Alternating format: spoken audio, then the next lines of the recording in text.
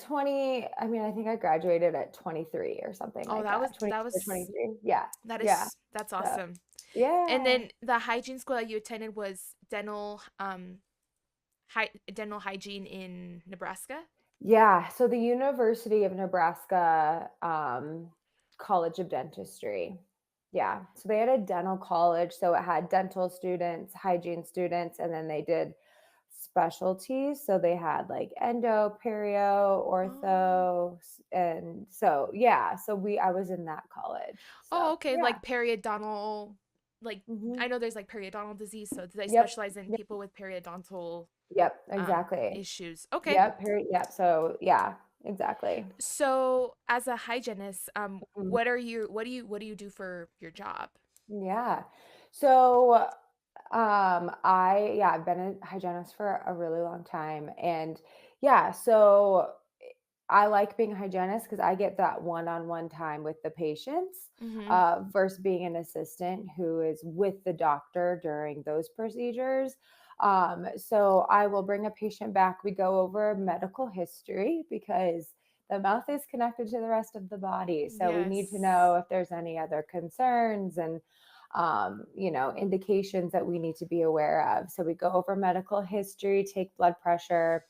I take x rays. We take x rays usually yearly on patients. So we'll do that. And then scaling, cleaning the teeth.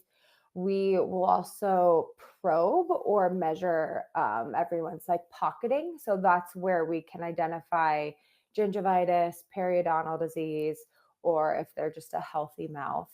Mm. And then usually do that before the cleaning, the scaling, in case there's a different type of cleaning more than just a normal healthy mouth cleaning could be indicated. So we take those measurements to determine what kind of cleaning the patient is going to get. Oh.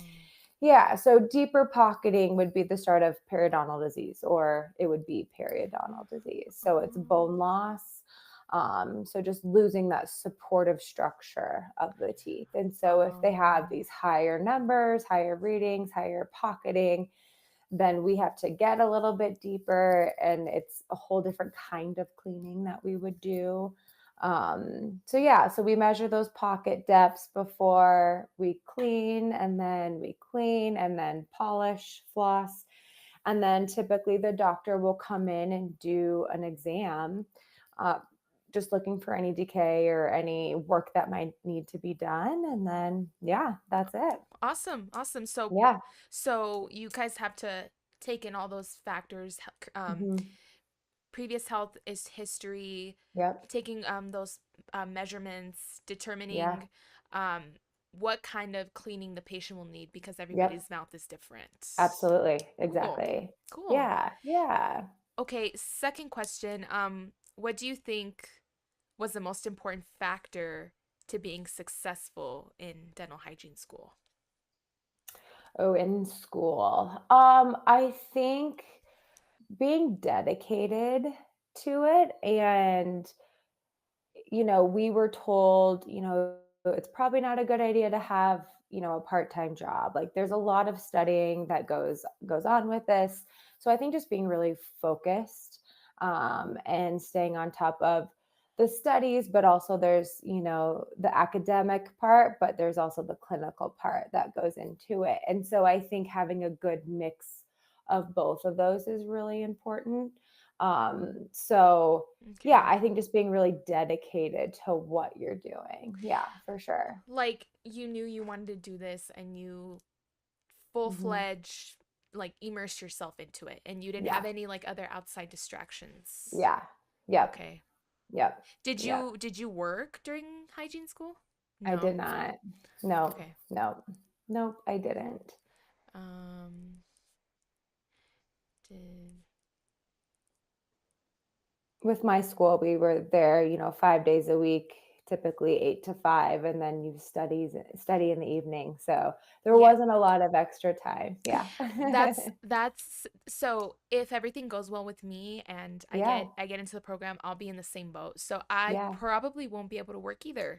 Yeah. Yeah. Just to get through the school. So I know what you Yeah. mean by that. Yeah, yeah, you're busy and you also do need a little time just to like relax, right? And Relax. you don't want to overdo it and then get burnt out and that's there's always that to consider too. So I think if you're able to just focus on school, that would be That would ideal. be more ideal. Okay. Yeah, yeah, yeah.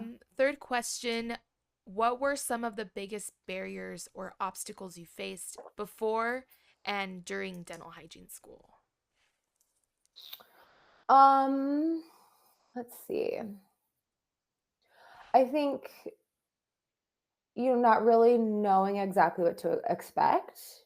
I didn't have a lot of exposure really going into it. So kind of just, yeah, not for me personally, I probably wasn't as prepared. It was a lot more intense than I expected. Mm, But you just kind of adapt to it and you figure it out. But yeah, I think taking the time to study, and that was my personally my biggest problem is um the dedication, and that's why I say it's the most important thing because I kind of learned my lesson.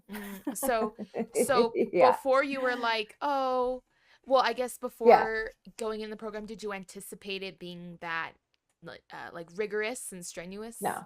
So that's No. why when you were in it, you were like, oh, I really need to buckle down and focus. Yeah. okay, not and then so during your Yeah. studies, finding the time to study. Yeah. Yeah. Yeah. Making the time to study. I guess I feel like there's a difference. So for Making the me, it was time. making that time. Uh-huh. Making Yeah. time to study. Okay. Mhm. And okay.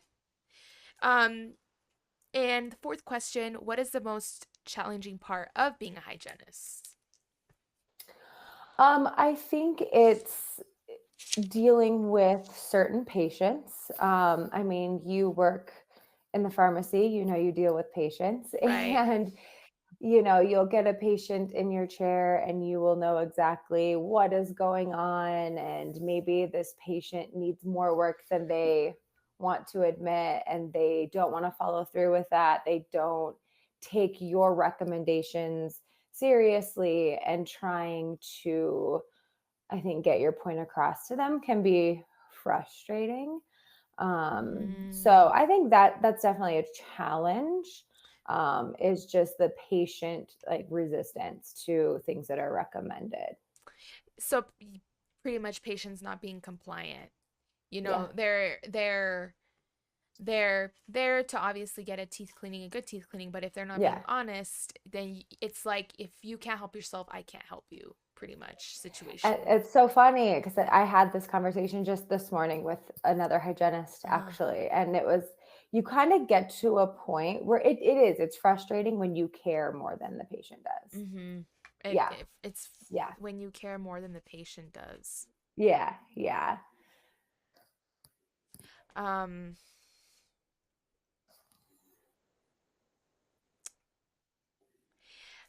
Um, just sidetrack because Yeah. I've had a few friends that are going to the program and Mhm. just I mean Reddit posts.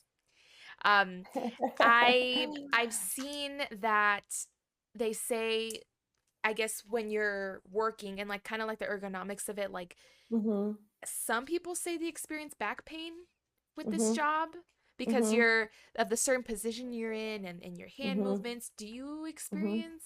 Mhm. Yeah. Yeah. It's definitely a more physical job than I ever anticipated. Yeah. I've gone through phases where it's my lower back, or it's my shoulders, or it's my neck, or it's my hands. And it's multifactorial too. Uh, So that would be one big piece of advice I would give anybody doing this is stay on top of body work, whether that's a massage or a chiropractor or something to keep your body relaxed, because it's hard. If you wear the loops, do you know what the loops are? Those glasses, the magnifiers. yes, yes. So I highly recommend that. Okay. It helps your ergonomics, and they're even coming out with new loops that help even more. So I say it's worth the investment, Oh, because I definitely notice a difference when I wear them and when I don't. Okay. I didn't wear them for a period of time and it wreaked havoc on my back. Okay. But since I've been wearing them, it feels so much better. So Okay. yeah, so if that's presented to you, I say it's worth the investment for sure. Okay.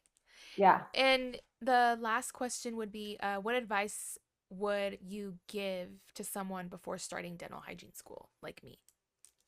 Yeah. First of all, enjoy it. You're going to make some really good friends. You guys are all going through this same experience together, so lean on each other.